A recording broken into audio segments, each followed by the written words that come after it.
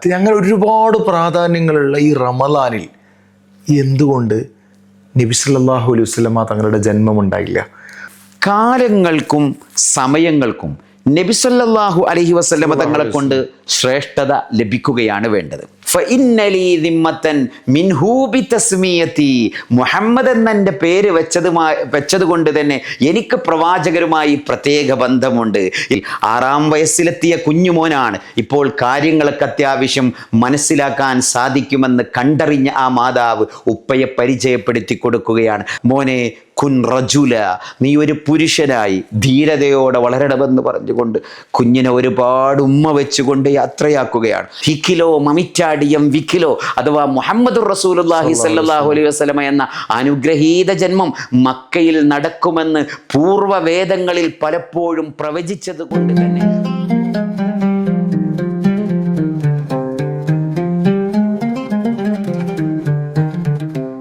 ഈ റമദാനിന് ഒരുപാട് പ്രാധാന്യങ്ങളുണ്ടല്ലോ. ലൈലത്തുൽ ഖദറിൻ്റെ മാസമാണ്, ഖുർആൻ്റെ മാസമാണ്, അതുപോലെ മക്ക വിജയം ഉണ്ടായ മക്ക ഫത്തഹിൻ്റെ മാസമാണ്, ബദ്രുദ് നടന്ന മാസമാണ്. അങ്ങനെ 1000 മാസങ്ങളെക്കാൾ പുണ്യമുള്ള രാത്രി, അങ്ങനെ ഒരുപാട് പ്രാധാന്യങ്ങളുള്ള ഈ റമദാനിൽ എന്തുകൊണ്ട് നബി സല്ലല്ലാഹു അലൈഹി വസല്ലമ തങ്ങളുടെ ജന്മമുണ്ടായില്ല? സ്വാഭാവികമായിട്ടും നമ്മൾ ഇന്നലെ ചർച്ച ചെയ്തൊരു വിഷയമായിരുന്നു. നബി സല്ലല്ലാഹു അലൈഹി വസല്ലമ തങ്ങളുടെ 9 വർഷക്കാലം നബി തങ്ങൾ നോമ്പ് നോറ്റ കാര്യങ്ങളൊക്കെ നമ്മൾ ചർച്ച ചെയ്തു. അതിനുശേഷം ഇന്നലെ നമ്മൾ ആ ഒരു ഖുർആൻ്റെ ക്രോഡീകരണമൊക്കെ നമ്മൾ സംസാരിച്ചു. അപ്പോൾ സ്വാഭാവികമായിട്ടും ആളുകൾക്ക് തോന്നും, കാരണം മാസങ്ങളുടെ നേതാവാണ്, ഏറ്റവും പുണ്യങ്ങളുടെ ഒരു പൂക്കാലമാണ് പരിശുദ്ധ റമദാൻ എന്ന് പറഞ്ഞാൽ.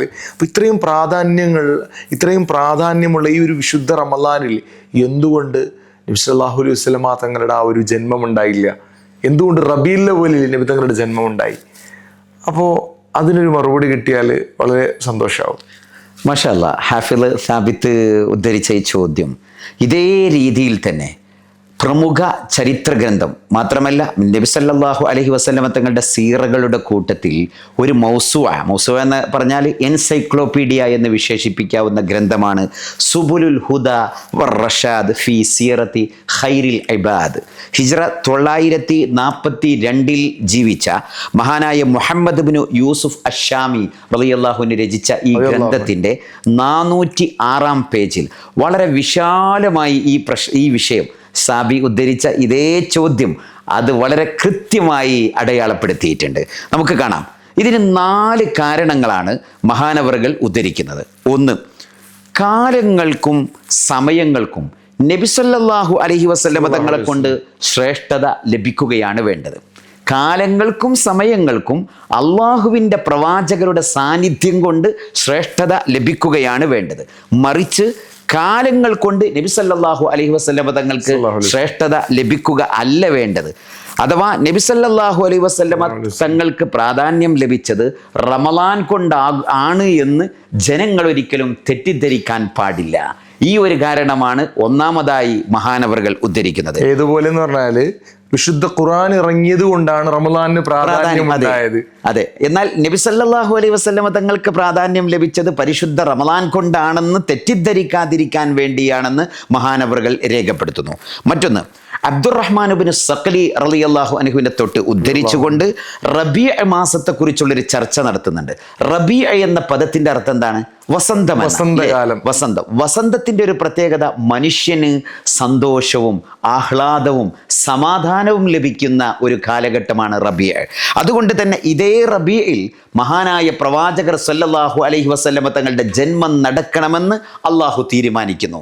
കാരണം ഉന്മേഷത്തിൻ്റെയും അനുഗ്രഹത്തിൻ്റെയും മാസമായ റബീഅ്, ആ പൂന്തോട്ടങ്ങളിലേക്ക് മനുഷ്യൻ ആ സസ്യലതാദികളുടെ കലവറകളിലേക്ക് കടക്കുമ്പോൾ അവന് ലഭിക്കുന്ന ഒരു ആനന്ദം, ഇതേ ആനന്ദം പ്രവാചകരാകുന്ന അനുഗ്രഹം ആ അനുഗ്രഹം ലഭിക്കുന്നതിലൂടെ മനുഷ്യന് ലഭിക്കണമെന്ന് അള്ളാഹു ആലോചിച്ചു. കാരണം ആ ഓരോ വസ്തുവിനും പേര് ലഭിച്ചതിന് പിന്നിൽ ആ പേരിന്റെ പങ്കുണ്ട്. പേരിൽ എന്തിരിക്കുന്നു എന്ന് ചോദിക്കുന്നവരോട് അബ്ദുറഹ്മാനു സഖലി റളിയല്ലാഹു അൻഹു പറയാണ്, ഓരോ വ്യക്തികൾക്കാവട്ടെ വസ്തുവിനാവട്ടെ അതിന് അല്ലെങ്കിൽ ഒരു സംഭവത്തിനാവട്ടെ അതിന് ലഭിക്കുന്ന പേരിൽ അതിൻ്റെ ഒരു അംശമുണ്ട്.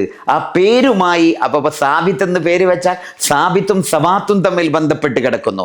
ഓരോ വ്യക്തിയുടെയും പേരുമായി ബന്ധപ്പെട്ട് കിടക്കുന്നു. അതാണല്ലോ മഹാനായ ഇമാം ബൂസീരി റളിയല്ലാഹു അൻഹു രേഖപ്പെടുത്തുന്നത്, ഫഇന്ന ലീ ദിമ്മത്തൻ മിൻഹു ബിതസ്മിയതി മുഹമ്മദൻ വഹുവ ഔഫന്നാസി ബിദ്ദിമമി. എനിക്ക് മുഹമ്മദുർ റസൂലുള്ളാഹ്. ഇമാം ബൂസീരി നമ്മൾ പോയല്ലോ ഈജിപ്തിൽ സാബി എപ്പോഴും കൊണ്ടുപോകല, അത് അലക്സാണ്ട്രിയയുടെ ആ ഒരു പട്ടണത്തിൽ വളരെ അനുഗ്രഹീതമായി കിടക്കുന്ന ഇമാം ബൂസീരി റളിയല്ലാഹു അൻഹു. മഹാനവറുകളുടെ യഥാർത്ഥ പേരെന്താണ്?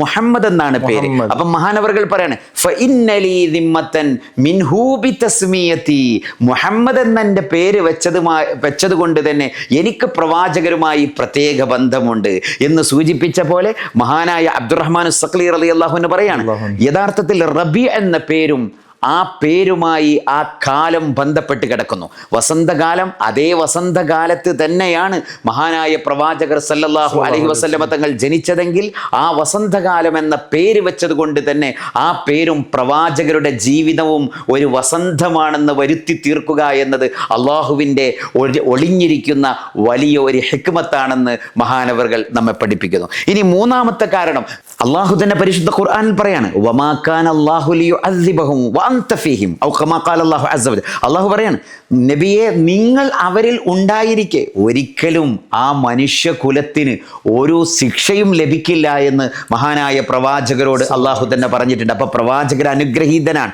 അതുകൊണ്ട് തന്നെ വസന്തകാലത്തിൽ ഒരു മനുഷ്യന് ലഭിക്കുന്ന അതേ ആനന്ദം പ്രവാചകർ സല്ലല്ലാഹു അലൈഹി വസല്ലമ തങ്ങളുടെ ജനനത്തിലൂടെ, ആ സാന്നിധ്യത്തിലൂടെ, ആ സംഗമത്തിലൂടെ ലഭിക്കണമെന്ന് സർവശക്തനായ അള്ളാഹു ആഗ്രഹിച്ചിരിക്കാം എന്ന് മഹാനവറുകൾ ചർച്ചയിൽ രേഖപ്പെടുത്തുന്നു. മൂന്നാമത്തെ കാരണമായി മഹാനായ സുബുലിന്റെ മുസന്നിഫ് രേഖപ്പെടുത്തുന്നത് നബി സല്ലല്ലാഹു അലൈഹി വസല്ലമ തങ്ങൾ കൊണ്ടുവരാൻ പോകുന്ന ശരീഅത്തിലേക്കുള്ള സൂചനയാണ് റബീഅ എന്ന്.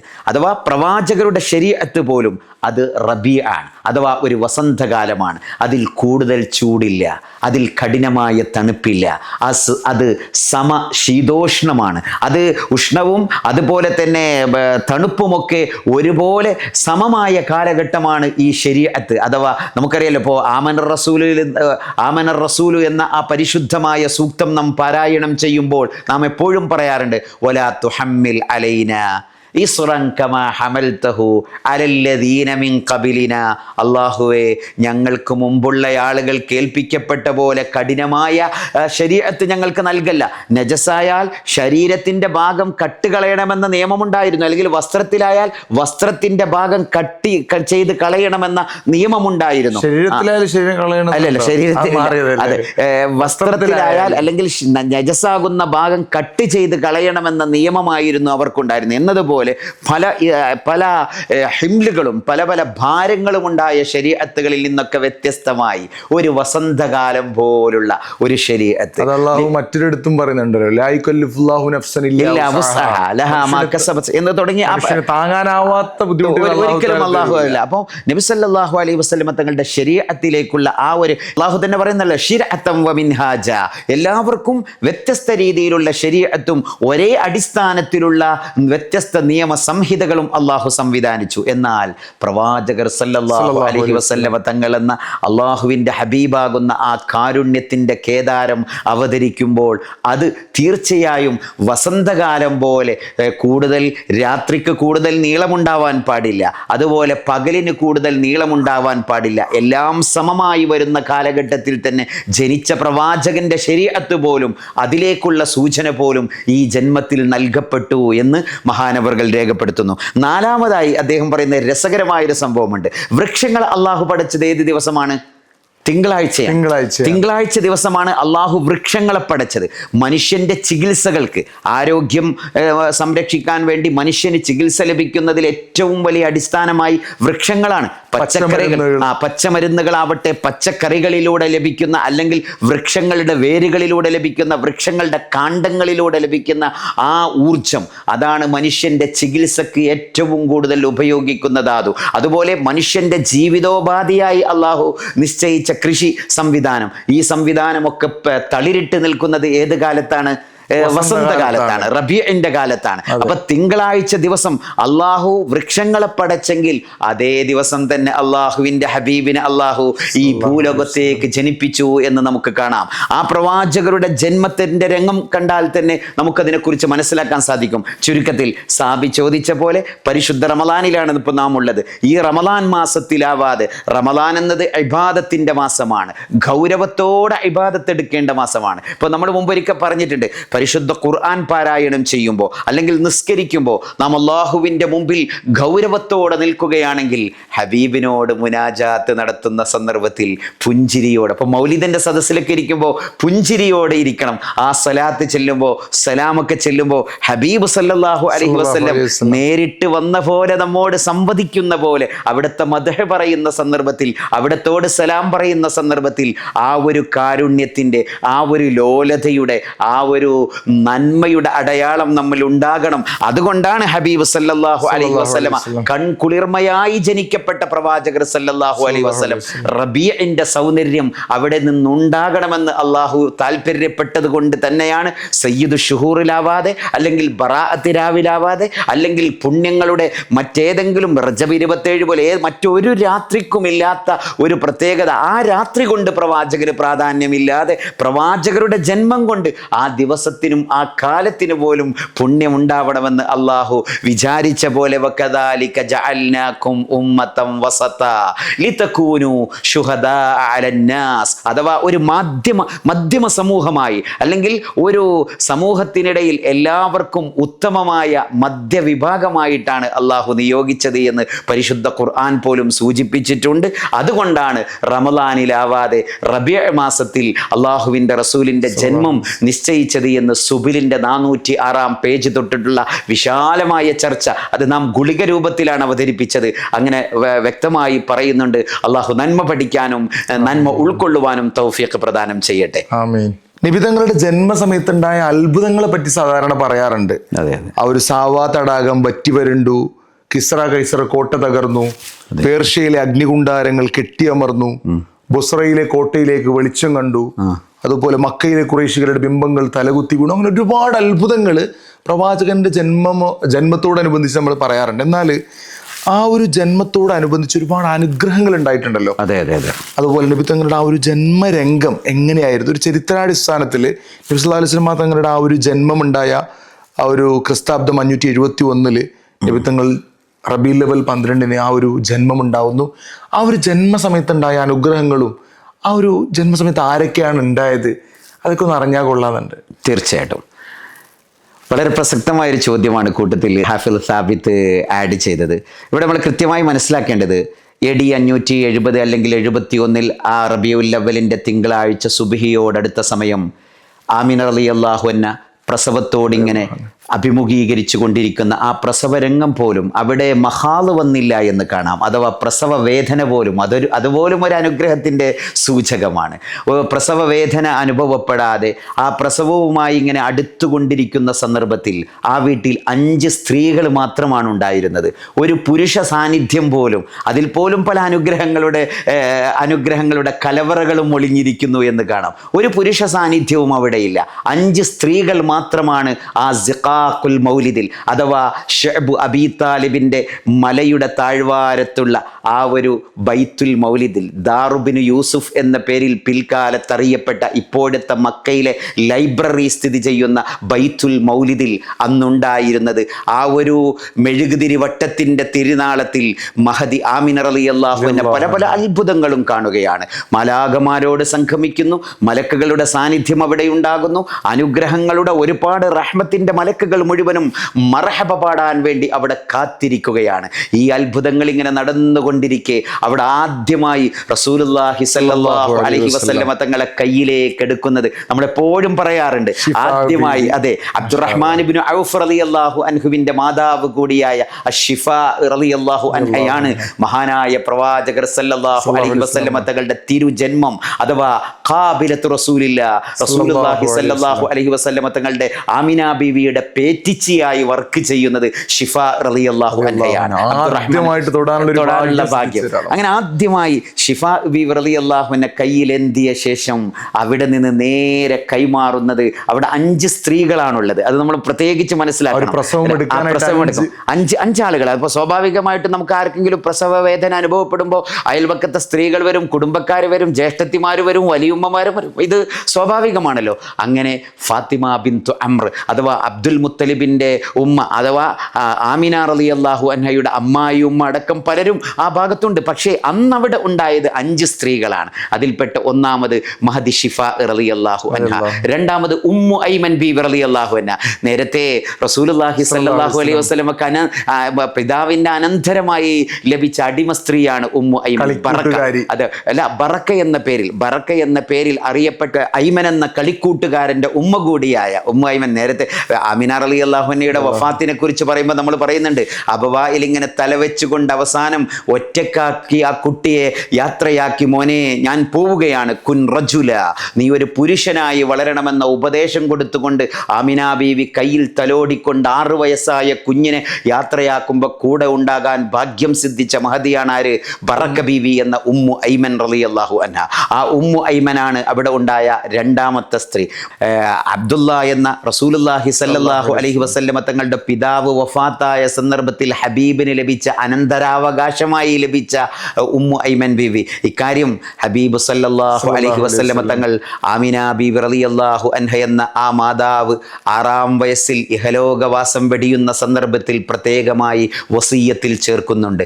അങ്ങ് മദീനയിലേക്ക് പിതാവിൻ്റെ ഖബർ കാണിച്ചു കൊടുക്കുവാൻ വേണ്ടി പോവുകയും എന്നിട്ട് പിതാവിൻ്റെ ഖബർ കാണിച്ചു കൊടുത്തുകൊണ്ട് ഹാദാ ഖബറു അബീക്ക്, 8ഉം പൊട്ടും തിരിയാൻ പ്രായമായ സന്ദർഭത്തിൽ 6-ാം വയസ്സിലെത്തിയ കുഞ്ഞുമോനാണ്. ഇപ്പോൾ കാര്യങ്ങളൊക്കെ അത്യാവശ്യം മനസ്സിലാക്കാൻ സാധിക്കുമെന്ന് കണ്ടറിഞ്ഞ ആ മാതാവ് ഉപ്പയെ പരിചയപ്പെടുത്തി കൊടുക്കുകയാണ്, തറവാട് മനസ്സിലാക്കി കൊടുക്കുകയാണ്. എന്നിട്ട് തറവാടിത്തം കാണിച്ചു കൊടുക്കാൻ വേണ്ടി പറയാണ്, ഹാദാ ഖബറു അബീക്ക്, ഇത് നിന്റെ പിതാവിൻ്റെ ഖബറാണ്. അവിടെ നിന്ന് ധാരാളം ദുആ ചെയ്തു. അമ്മാവന്മാരുടെയും ബനു നജ്ജാറിൻ്റെയും ഒക്കെ ഗോത്രത്തിൽ താമസിച്ചു.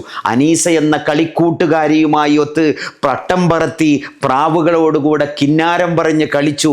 മാത്രമല്ല മദീനയിലെ ആ കുളങ്ങളിലിരുന്നു കൊണ്ട് പ്രവാചകർ സല്ലല്ലാഹു അലൈഹി വസല്ലം നീന്തം അഭ്യസിച്ചു. ഇങ്ങനെ ഒരുപാട് ആ കഥകളുണ്ട്. അങ്ങനെ ആ മദീനയിൽ നിന്ന് വിട വാങ്ങിക്കൊണ്ട് ആമിന റളിയല്ലാഹു അൻഹ തിരിച്ചു പോരുകയാണ്. തിരിച്ചു പോരുന്ന 400 ഇന്നത്തെ ആധുനിക റോഡിൽ പോലും 400ഓളം കിലോമീറ്ററുള്ള ആ വലിയ ദുർഘടം പിടിച്ച പാന്താവ്. നമ്മൾ നേരത്തെ ഹിജറ റൂട്ടിലൂടെ യാത്ര ചെയ്തിട്ടുണ്ട്, അന്ന് നമ്മൾ കണ്ടിട്ടുണ്ട്. സാബിക്ക് ഓർമ്മയുണ്ടാകും, നമ്മൾ ഒരുമിച്ച് ആ യാത്ര ചെയ്ത സന്ദർഭത്തിൽ എത്രമാത്രം കഠോരമായ വഴികളാണ്, എത്രമാത്രം വലിയ പാറക്കൂട്ടങ്ങൾ, എത്രമാത്രം വലിയ മണൽത്തിട്ടകൾ, കറുകറുത്ത മണലുകൾ, ആ ഭീകരമായ ലാവാക്കല്ലുകൾ, ട്രാക്കുകൾ. അതിനിടയിലൂടെ നടന്നുകൊണ്ട് നബി സല്ലല്ലാഹു അലൈഹി വസല്ലം തിരിച്ചു പോരുന്ന സന്ദർഭത്തിൽ പെട്ടെന്നൊരു പൊടിക്കാറ്റടിക്കുകയാണ്. ആ മരുഭൂമിയിലെ പൊടിക്കാറ്റ് വന്നപ്പോൾ എൻ്റെ കുഞ്ഞുമോന് ഒരു ലെവലേശം പോലും മണലേശാൻ പാടില്ലെന്ന് പറഞ്ഞുകൊണ്ട് കുഞ്ഞിനെ മാറിടത്തിലേക്ക് അണഞ്ഞുകൂട്ടി പിടിക്കുകയാണ് സയ്യിദത്തുന ആമിന ബിൻതു വഹബ് റളിയല്ലാഹു അൻഹ. അങ്ങനെ ആ കുഞ്ഞിന് ഉമ്മ കൊടുക്കുകയാണ്. മുത്തം കൊടുത്ത് കുഞ്ഞിനൊരു പൊടി പോലും ഏൽക്കാതെ ആ പൊടി മുഴുവനും മാതാവാകുന്ന ആമിന റളിയല്ലാഹു അൻഹ തന്നെ ഏറ്റുവാങ്ങുകയാണ്. അതോടുകൂടെ വലിയ രോഗബാധിതയായി മാറുകയാണ് മാതാവ്. അങ്ങനെ സഞ്ചരിച്ച് മക്കയോട് ഏകദേശം 150 കിലോമീറ്ററോളം ദൂരമുള്ള അബവ എന്ന ഭാഗത്തെത്തുകയാണ്. അബവയിലെത്തിയപ്പോൾ മരണമാണെന്നുറച്ചു. കൂടെ ആരുമില്ല. ആ കൂടെയുള്ള ഉമ്മു ഐമൻ റളിയല്ലാഹു അൻഹയും അതുപോലെ 6 വയസ്സ് മാത്രം പ്രായമായ കുഞ്ഞുമോനുമാണുള്ളത്. ഒട്ടകക്കട്ടിലിൽ ഇരുന്നു കൊണ്ട് കുഞ്ഞിമോനെ വിളിച്ചുകൊണ്ട് 6 വയസ്സായ മുഹമ്മദുർ റസൂലുള്ളാഹി സ്വല്ലല്ലാഹു അലൈഹി വസല്ലം തങ്ങൾക്ക് ഉപദേശം കൊടുക്കുകയാണ്.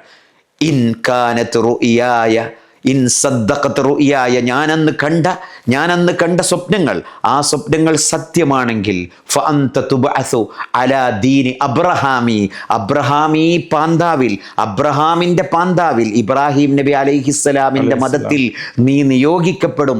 ആ ദഅവത്തിൻ്റെ ബാക്കി പത്രമാണ്. കാരണം റസൂലുള്ളാഹി സ്വല്ലല്ലാഹു അലൈഹി വസല്ലം തങ്ങൾ പറയുന്നുണ്ടല്ലോ, ഞാൻ എൻ്റെ പിതാവ് ഇബ്രാഹിമിൻ്റെ പ്രാർത്ഥനയാണ് അന ദഅവതു അബി ഇബ്രാഹിം എന്ന് അള്ളാഹുവിൻ്റെ ഹബീബ് പറഞ്ഞതായി അന്ന് മാതാവ് ഓർമ്മിപ്പിക്കുകയാണ്. അങ്ങനെ ഒരുപാട് വസിയ്യത്തുകൾ ചെയ്യുന്നു. അക്കൂട്ടത്തിൽ 5 ഒട്ടകങ്ങൾ നിന്റെ ഉപ്പ ബാക്കിയാക്കിയിട്ടുണ്ട്. ഈ ഉമ്മു ഐമൻ, ഇത് നിന്റെ ഉപ്പ ബാക്കിയാക്കിയ അനന്തരാവകാശത്തിൽപ്പെട്ടതാണ്. മോനെ കുൻ റജുല, നീ ഒരു പുരുഷനായി ധീരതയോടെ വളരണമെന്ന് പറഞ്ഞുകൊണ്ട് കുഞ്ഞിനെ ഒരുപാട് ഉമ്മ വെച്ചുകൊണ്ട് യാത്രയാക്കുകയാണ്.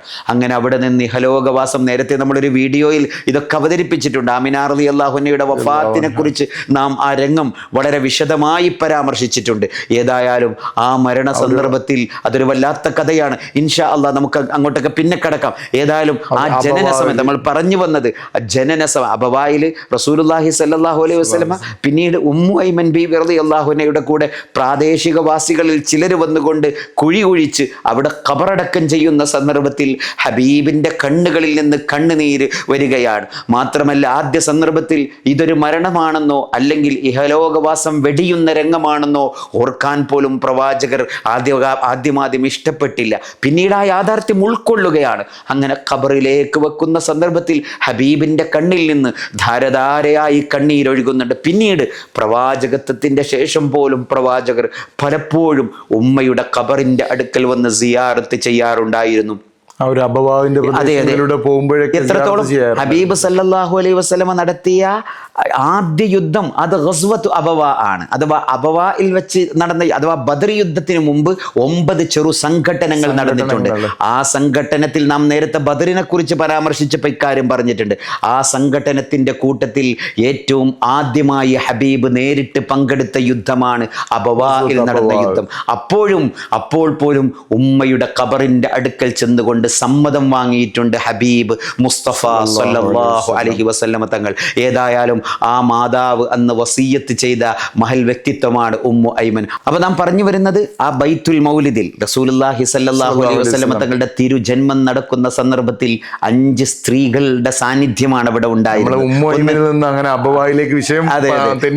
ഒന്ന് ആമിന റളിയല്ലാഹു അൻഹ, 2 ഷിഫ അബ്ദുറഹ്മാൻ ഇബ്നു ഔഫ് തങ്ങളുടെ മാതാവ് കൂടിയായ ഷിഫ റളിയല്ലാഹു അൻഹ, മൂന്നാമതായി ഉമ്മു ഐമൻ ബീവി റളിയല്ലാഹു അൻഹ, മറ്റൊന്ന് അലി റളിയല്ലാഹു അൻഹുവിന്റെ മാതാവ് ഫാത്തിമ ബിൻതു അസദ് റളിയല്ലാഹു അൻഹ, ഫാത്തിമ റളിയല്ലാഹു അൻഹ. അതുപോലെ അത് ഫാത്തിമ അബൂ താലിബിന്റെ ഭാര്യ അവിടെ ഉണ്ടായിരുന്നു. അതുപോലെ സുവൈബത്തുൽ അസ്ലമിയ, അബൂലഹബിന്റെ അടിമ സ്ത്രീ കൂടിയായി റസൂലുള്ളാഹി സ്വല്ലല്ലാഹു അലൈഹി വസല്ലമ തങ്ങൾക്ക് ആമിന ബീവി റളിയല്ലാഹു അൻഹയുടെ മുലയൂട്ടൽ നൽകിയ ശേഷം, പ്രവാചകർ ജനിച്ച ശേഷം 2 ദിവസം പാല് കുടിച്ചില്ല. ആ ചരിത്രത്തിലേക്ക് നമുക്ക് വരാം, അതോടെ നിൽക്കട്ടെ. നമ്മൾ ചിലപ്പോൾ തെന്നി മാറിപ്പോകും വിഷയത്തിലേക്ക്, അങ്ങോട്ട് കിടക്കാം. 2 ദിവസം പാല് കുടിച്ചില്ല. ഇത് നേരത്തെ തന്നെ തോറയിലും ഇഞ്ചീലിലും ഒക്കെ പ്രഖ്യാപിച്ച അല്ലെങ്കിൽ പ്രവചിച്ച ഒരു കാര്യമാണ്. അങ്ങോട്ട് വരാം. അപ്പോൾ ആ സുവൈബത്തുൽ അസ്ലമിയ അഥവാ ആമിന റളിയല്ലാഹു അൻഹയുടെ ആ മുലപ്പാല് നുകർന്ന ശേഷം അള്ളാഹുവിൻ്റെ ഹബീബ് സല്ലല്ലാഹു അലൈഹി വസല്ലം ഏറ്റവും ആദ്യമായി പിന്നീട് നുകർന്നത് സുവൈബ റളിയല്ലാഹു അൻഹ എന്ന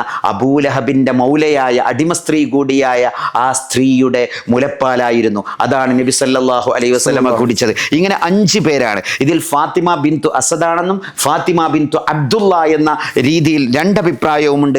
ഉസ്മാൻ ഇബ്നു അബിൽ ആസ് റളിയല്ലാഹു അൻഹുവിന്റെ വലിയുമ്മ കൂടിയായ ഫാത്തിമ ബിൻതു അബ്ദില്ലയാണ്, അതല്ല അലി റളിയല്ലാഹു അൻഹുവിന്റെ മാതാവായ ഫാത്തിമ ബിൻതു അസദാണ്. ഇങ്ങനെ 2 അഭിപ്രായങ്ങളുണ്ട്. ഏതായാലും ആദ്യമായി ഷിഫ റളിയല്ലാഹു അൻഹ കയ്യിലെടുക്കുന്നു. അങ്ങനെ ഫസ്റ്റ് തൊട്ട ശേഷം പിന്നെ ഉമ്മു ഐമൻ ബീവിയും അതുപോലെ സുവൈബത്തുൽ അസ്ലമിയയും അതുപോലെ തന്നെ കൂടെയുണ്ടായിരുന്ന ഫാത്തിമ ബിൻതു അസദോ അല്ലെങ്കിൽ ഫാത്തിമ ബിൻതു അബ്ദില്ല, ഇവരെല്ലാവരും തൊട്ട ശേഷം നേരെ വലിയുപ്പ ഉപ്പയില്ല, ഉപ്പാക്ക് കുഞ്ഞിനെ കാണാൻ ഭാഗ്യം സിദ്ധിച്ചില്ല.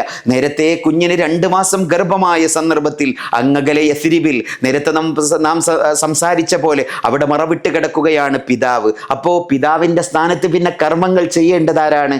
വലിയുപ്പയാണ്, അബ്ദുൽ മുത്തലിബാണെങ്കിലോ ആ സന്ദർഭത്തിൽ അവിടെയില്ല, വീട്ടിൽ നിന്ന് പുറത്തു പോയതാണ്. അങ്ങനെ അബ്ദുൽ മുത്തലിബിനെ അന്വേഷിച്ചുകൊണ്ട് ബറക്ക ബീവി ഇറങ്ങിത്തിരിക്കുകയാണ്. അങ്ങനെ ഉമ്മു ഐമൻ, ബറക്ക ബീവി എന്ന ഉമ്മു ഐമൻ റളിയല്ലാഹു അൻഹ ഇറങ്ങിത്തിരിക്കുകയാണ്. അങ്ങനെ തിരിഞ്ഞ് സന്തോഷ വാർത്ത അറിയിക്കുകയാണ്. ആ സന്തോഷ വാർത്ത അറിയിച്ചപ്പോൾ സന്തോഷത്തിൻ്റെ അശ്രുഗണങ്ങൾ കണ്ണിലൂടെ ഇങ്ങനെ ചാലിട്ടൊഴുകിയ ശേഷം നേരെ ചെന്നുകൊണ്ട് വെള്ള വസ്ത്രം വസ്ത്രത്തിൽ ഉമ്മ ഷിഫ റളിയല്ലാഹു അൻഹ പുതച്ച അതേ രീതിയിൽ അബ്ദുൽ മുത്തലിബിന്റെ കൈകളിലേക്ക് കൊണ്ടുപോയപ്പോൾ നേരെ കുഞ്ഞിനെ എടുത്തുകൊണ്ട്, അനുഗ്രഹങ്ങളുടെ കഥയാണ് നമ്മൾ പറയുന്നത്, റസൂലുള്ളാഹി സ്വല്ലല്ലാഹു അലൈഹി വസല്ലമയുടെ ജന്മം പോലും അനുഗ്രഹമാണെന്ന് നാം പറയാനുള്ള കാരണം അതാണ്. അങ്ങനെ ആ അനുഗ്രഹത്തിന്റെ ജന്മത്തിൽ നേരെ കുഞ്ഞിനെ കൊണ്ടുപോയിക്കൊണ്ട് കഅബ ഷരീഫിന്റെ അടുക്കൽ ചെന്ന് അൽഹംദുലില്ലാഹില്ലദീ അഅതാനി ഹാദൽ ഗുലാമ തയ്യിബൽ അർദാനി എന്ന് തുടങ്ങുന്ന ഒരുപാട് നീണ്ട കവിതയാണല്ലോ. പൈശാചികമായ എല്ലാവിധ ഷെറുകളെ തൊട്ടും അതുപോലെ ജിന്നിന്റെയും മാരണങ്ങളെ തൊട്ടും ഒക്കെ കാവലിനെ ചോദിച്ചുകൊണ്ട് മഹാനായ അബ്ദുൽ മുത്തലിബ് അള്ളാഹുവിനോട് പ്രാർത്ഥിക്കുകയാണ്. സന്തോഷത്തോടെ കുഞ്ഞിന് പേര് വെക്കുവാനും അതുപോലെ മുടി കടയാൻ 7-ാം ദിവസം അന്ന് തന്നെ നിശ്ചയിക്കുകയാണ്. ഇങ്ങനെ ഒരുപാട് അത്ഭുതങ്ങൾ നടന്ന ജന്മമാണ് മഹാനായ റസൂലുള്ളാഹി സ്വല്ലല്ലാഹു അലൈഹി വസല്ലമ തങ്ങളുടെ അനുഗ്രഹീത ജന്മം. കാരണം ആ ജന്മത്തിന്റെ ആ മുഖം കൊണ്ടുകൊണ്ട്, ആ മുഖത്തെ മുൻനിർത്തിക്കൊണ്ട് അബ്ദുൽ മുത്തലിബ് പോലും സന്തോഷിക്കാറുണ്ടായിരുന്നു. കാരണം ഇത് വെറുതെയല്ല. നാം പലപ്പോഴും പറയാറുണ്ട് ഹിക്കിലോ മമിറ്റാടിയം വിക്കിലോ, അഥവാ മുഹമ്മദുർ റസൂലുള്ളാഹി സ്വല്ലല്ലാഹു അലൈഹി വസല്ലമ എന്ന അനുഗ്രഹീത ജന്മം മക്കയിൽ നടക്കുമെന്ന് പൂർവ്വവേദങ്ങളിൽ പലപ്പോഴും പ്രവചിച്ചത് കൊണ്ട് തന്നെ പല പല പാതിരിമാരും പല പല ജൂത പണ്ഡിതന്മാരും ക്രൈസ്തവ പണ്ഡിതന്മാരും ഒക്കെ മക്കയിൽ പലപ്പോഴും ഇങ്ങനെ നടക്കും. അവരിങ്ങനെ വരും. ഈ റസൂലുള്ളാഹി സ്വല്ലല്ലാഹു അലൈഹി വസല്ലമ തങ്ങളുടെ ജന്മം നടക്കുമ്പോൾ 2 പാതിരിമാർ അവിടെ ഉണ്ടായിരുന്നു എന്ന് ഹദീസുകളിൽ കാണാം. ഒന്ന് ആയിഷത്തു സിദ്ദീഖ റളിയല്ലാഹു അൻഹ നിവേദനം ചെയ്യുന്ന ഹദീസുണ്ട്. ആ ഹദീസിൽ ഒരു പാതിരി അന്ന് നേരത്തെ തന്നെ സിറിയയിൽ നിന്ന് വന്ന് അവിടെ തമ്പടിച്ചിട്ടുണ്ട്. അദ്ദേഹം ആ റസൂലുള്ളാഹി സ്വല്ലല്ലാഹു അലൈഹി വസല്ലമയുടെ ജന്മം നടന്ന ദിവസം അവിടെ മക്കയിലെ ഖുറൈശികളുടെ ക്ലബ്ബിൽ ഒരുമിച്ച് കൂടിയിരിക്കുകയാണ്. ആ ക്ലബ്ബിൽ ഇങ്ങനെ സംസാരിച്ചു കൊണ്ട് അവരിങ്ങനെ സന്തോഷിക്കുകയും പാനീയങ്ങൾ കുടിക്കുകയും കൈമാറുകയും ചെയ്തുകൊണ്ട് രാക്കഥ പറഞ്ഞുകൊണ്ടിരിക്കെ പെട്ടെന്ന് പറയാണ്, ഇന്ന് നിങ്ങളുടെ കൂട്ടത്തിൽ ഒരു ജന്മം നടക്കാനിരിക്കുന്നു.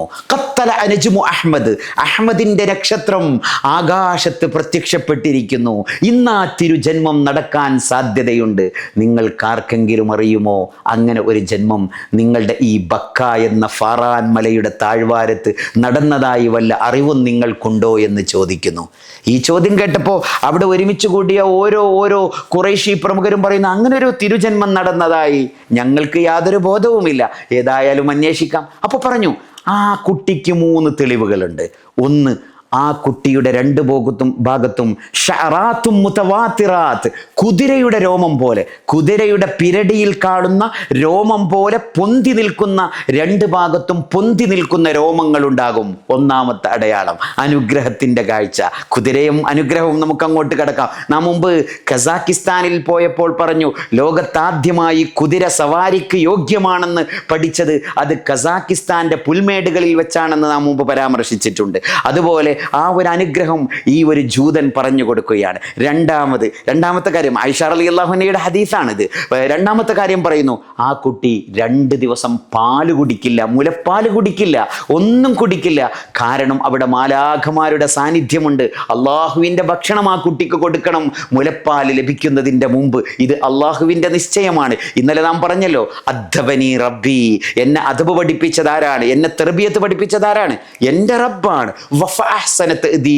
എന്നെ അദബ് പഠിപ്പിക്കൽ അള്ളാഹു നന്നാക്കുകയും ചെയ്തിട്ടുണ്ട്. അതുകൊണ്ട് തന്നെ അള്ളാഹുവിൻ്റെ ദൃഷ്ടാന്തമാണ്, ഈ അനുഗ്രഹത്തിൻ്റെ ദൃഷ്ടാന്തമാണ് ആ തിരുജന്മത്തിൽ നടക്കാൻ പോകുന്നത്. അങ്ങനെ ആ തിരുജന്മത്തിൻ്റെ ഭാഗമായി 2 ദിവസം പാല് കുടിക്കില്ല എന്ന് ഈ പാതിരി, മക്കയിൽ വന്ന കച്ചവടക്കാരനായ ഈ പാതിരി പ്രവചിച്ചതായി ആര് രേഖപ്പെടുത്തുന്നു? ആയിഷത്തു സിദ്ദീഖ റളിയല്ലാഹു അൻഹ രേഖപ്പെടുത്തുന്നു. അതുപോലെ 3ാമത്തെ അനുഗ്രഹമായി ആ കുട്ടിയുടെ പിൻഭാഗത്ത് നുബുവ്വത്തിന്റെ സീലുണ്ട്, നുബുവ്വത്തിന്റെ സ്റ്റാമ്പുണ്ട്, ഖത്മുണ്ട്, ഖത്മുൻ നുബുവ്വത്തിന്റെ അടയാളമുണ്ട്. ഈ 3 അടയാളങ്ങൾ പറഞ്ഞു കൊടുക്കുന്നു. ഇത് കേട്ട് ക്ലബ്ബിൽ നിന്ന് ഇറങ്ങിത്തിരിച്ച ഓരോരുത്തരും ഇന്ന് പ്രസവിച്ച കുട്ടിയെക്കുറിച്ച് അന്വേഷിക്കുന്നു.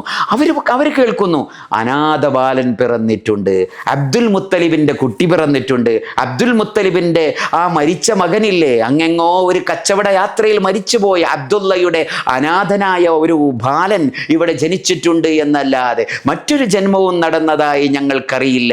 അങ്ങനെ അവരെല്ലാവരും സിഖാഖുൽ മൗലിദിന്റെ ഭാഗത്തേക്ക് ബനി താലിബിന്റെ ആ പർവ്വതത്തിന്റെ താഴ്വാരത്തിന്റെ ഷേബു അബി താലിബിന്റെ ആ മലഞ്ചെരുവിലുള്ള ദാറുബിന് യൂസുഫിലേക്ക് ചെല്ലുകയാണ് ആ ഖുറൈശികൾ. അങ്ങനെ ആ കുട്ടിയെ കാണുകയാണ്. ആ പാതിരിയെ വിളിച്ചു കൊണ്ടുവരുന്നു. പാതിരി നേരെ 2-ാം ദിവസം വന്നു.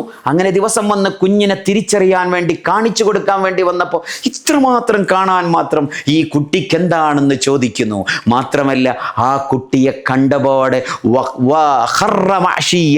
ആ പാതിരി അവിടെ ബോധം കെട്ടുകൊണ്ട്, ഈ ചരിത്രങ്ങളൊന്നും നമ്മൾ അധികമാരും കേൾക്കാത്തതാണ്. സാധാരണ നമ്മൾ റസൂലുള്ളാഹി സ്വല്ലല്ലാഹു അലൈഹി വസല്ലം തങ്ങളുടെ അത്ഭുതങ്ങൾ മാത്രമാണ് പറയാറുള്ളത്, ജനനത്തോടനുബന്ധിച്ച അത്ഭുതങ്ങൾ. ഇതും വലിയ അത്ഭുതമാണ്. ആ പാതിരി അവിടെ ആ ഒരു ഉമ്മരപ്പടിയുടെ അടുങ്കൽ, ആ ദാറുബിന് യൂസുഫിന്റെ അല്ലെങ്കിൽ സിഖാഖുൽ മൗലിദിന്റെ ഭാഗത്തുള്ള ഉമ്മരപ്പടിയുടെ മുകളിൽ ബോധരഹിതനായി വീണു പോവുകയാണ്.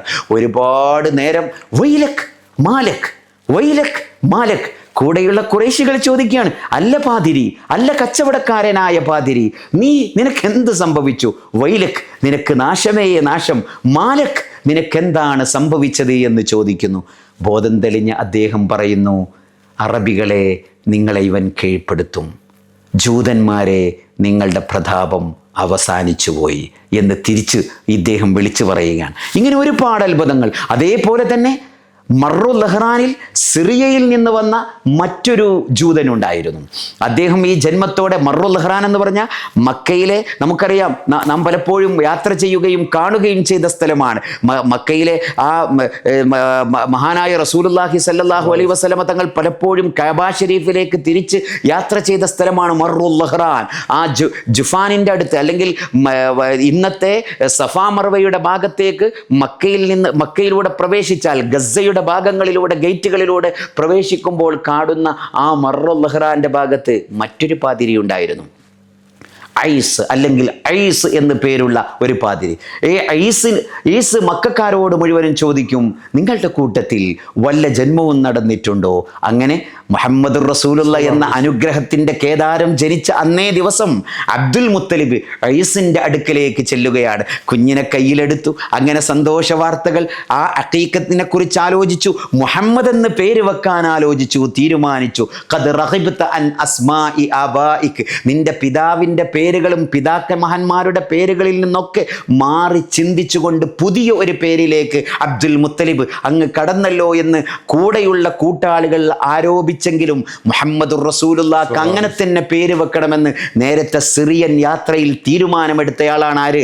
അബ്ദുൽ മുത്തലിബ്. അങ്ങനെ അത് ലോകത്ത് മുഴുവനും സ്തുതിക്കപ്പെടുന്ന പേരായി മാറണം. ആ പേരിൽ എന്തെങ്കിലും ഒരു അർത്ഥമുണ്ടാകുമെന്ന് സൂചിപ്പിച്ച പോലെ ആ പേരിൽ പോലും ചില അർത്ഥങ്ങളുണ്ട്. ലോകം മുഴുവനും അവരെ സ്തുതിക്കും എന്നാണ് അതിൻ്റെ അർത്ഥം. ഏതായാലും അബ്ദുൽ മുത്തലിബ് ഐസിൻ്റെ അടുക്കലേക്ക് പോകുന്നു. അല്ലേ, നമ്മൾ മുമ്പ് പാടിയിട്ടുണ്ട്. നമ്മൾ മുമ്പ് ഹിജ്റ യാത്രയിലൂടെ ഇങ്ങനെ യാത്ര ചെയ്തപ്പം ഉറക്കാൻ സ്വർഗമല കാണാൻ വേണ്ടി പോയി, അല്ലേ? അപ്പം നമ്മൾ പറഞ്ഞിട്ടുണ്ട്, വബൽദത്തിൻ ലൈസാ ബിഹാ ആനീസു ഇല്ലൽ ഗാഫിറു വഇല്ലൽ ഐസു. അപ്പൊ ഐസ് എന്ന പേരുള്ള ഒരു പാതിരി അവിടെ ഉണ്ടായിരുന്നു. അദ്ദേഹം പറയാണ്, അബ്ദുൽ മുത്തലിബ് അഹ്മദിന്റെ നക്ഷത്രം അത് ഉദയം ചെയ്തിട്ടുണ്ട്. ആ പിതാവിന്റെ ബാപ്പയാകാനുള്ള ഭാഗ്യം, യഥാർത്ഥത്തിൽ പിതാമഹനാണ്, ആ പിതാമഹനെ പിതാവെന്ന് വിളിച്ചുകൊണ്ട് പറയുന്നു, ആ കുഞ്ഞിന്റെ പിതാവാകാനുള്ള ഭാഗ്യം നിനക്ക് ലഭിച്ചു അബ്ദുൽ മുത്തലിബ് എന്ന് പറഞ്ഞ് അഭിമാനം പറയുന്നുണ്ട് ഐസ് എന്ന ഈ പാതിരി. അതേ സന്ദർഭം ഇത് ലോകത്തിന്റെ വിവിധ ഭാഗങ്ങളിൽ ഇതേ സംഭവങ്ങൾ നടക്കുന്നുണ്ട്. ഇതേപോലെ ഹസ്സാൻ ബിൻ സാബിത്ത് റളിയല്ലാഹു അൻഹു പറയാണ്, എനിക്കന്ന് 7-8 വയസ്സ് പ്രായമാണ്. അന്ന് ഞാനിങ്ങനെ മദീനയുടെ ഈന്തപ്പന തോട്ടങ്ങളിലൂടെ നടക്കുകയാണ്. ആ സമയത്തതാ ജൂതന്മാരിൽപ്പെട്ട ചില കച്ചവടക്കാരായ തോട്ട ഉടമകളായ ചില ജൂതന്മാർ അവരിങ്ങനെ ഭ്രാന്തി പിടിച്ച പോലെ നടക്കുകയാണ്. അവർ പറയുകയാണ്, വൈലക് മാലക്, വൈലക് മാലക്, എന്തോ സംഭവിച്ചിട്ടുണ്ട്. അവർ മുഴുവനും ഈ ആകാശത്തുദയം ചെയ്ത അഹ്മദ് എന്ന നക്ഷത്രത്തെ നോക്കിക്കൊണ്ടാണ്. കാരണം മുഹമ്മദുർ റസൂലുള്ളാഹിന്റെ ഖുർആൻ വിശേഷിപ്പിച്ച പേരെന്താണ്? ഇസ്മുഹു അഹ്മദ്. യേശു ഈസാ നബി അലൈഹിസ്സലാം മുഹമ്മദുർ റസൂലുള്ളാഹിയെ വിളിച്ചത് വമുബശ്ശിറൻ ബിനബിയ്യിൻ മിൻ ബഅദി ഇസ്മുഹു അഹ്മദ്. അഹ്മദ് എന്ന നക്ഷത്രം ആകാശത്തുദയം ചെയ്തതിനെ കുറിച്ചായിരുന്നു അവരുടെ ചർച്ചകൾ.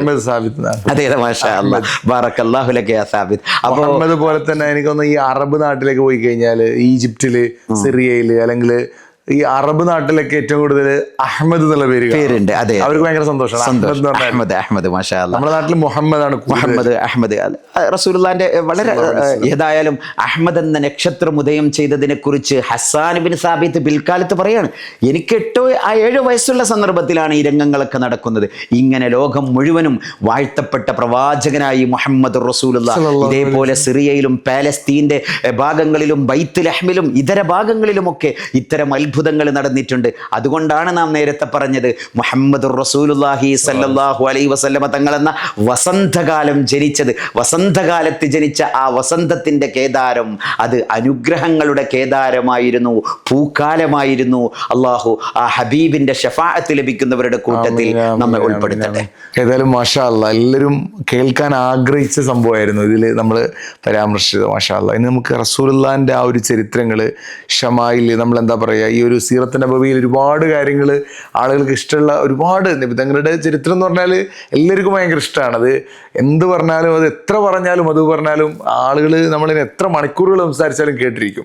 എനിക്കൊന്ന് 1000 എപ്പിസോഡ് ചെയ്താലും അത് തീരില്ല. ചിലപ്പോൾ നമ്മുടെ ഒരു പുരുഷായുസ് കൊണ്ട് തീർക്കാനും കഴിയില്ല, അത്രയും കാര്യങ്ങളുണ്ട്. അപ്പോൾ ഏതായാലും ഇൻഷാ അല്ലാ ഇനി ഒരുപാട് റസൂലുള്ളാഹിന്റെ മദ്ഹുകൾ നമുക്ക് ചെയ്യണം ഇൻഷാ അല്ലാ.